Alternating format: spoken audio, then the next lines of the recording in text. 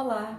Hoje vamos estudar o livro de Colossenses, o capítulo 1, do versículo 9 até o versículo 12, o poder da oração. Como está aí a sua disciplina de oração? Há uma citação muito linda que diz assim: quando nos ajoelhamos, compreendemos a majestade de Deus e a nossa limitação humana. As nossas orações, elas mostram o quanto dependemos de Deus. E nesse trecho, o apóstolo Paulo nos ensina sobre 4 fatos da essência da oração. O primeiro, as nossas orações, elas manifestam a nossa prioridade.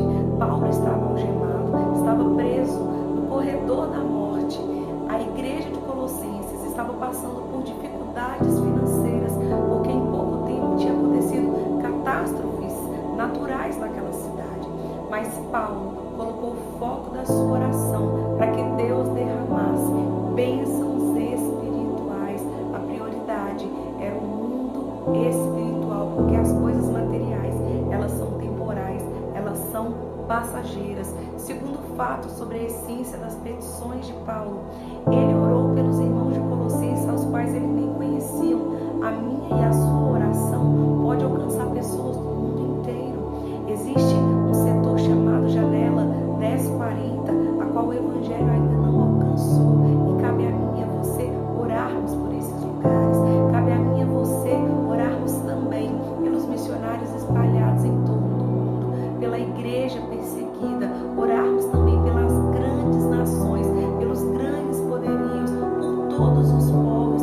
Eu e você podemos orar e influenciar a todas as nações através da nossa oração. Terceiro fato que podemos aprender: a perseverança. A oração de Paulo era contínua. Ele tinha uma postura, uma atitude de perseverança em orar pelos irmãos de Colossenses. E quarto fato da essência das petições: a nossa oração, ela deve ser ousada na busca. Paulo orou pedindo a Deus plenitude, todo conhecimento, toda boa obra, todo poder, de forma ousada e buscando a plenitude. E essas 4 essências precisam estar nas minhas e nas suas petições também.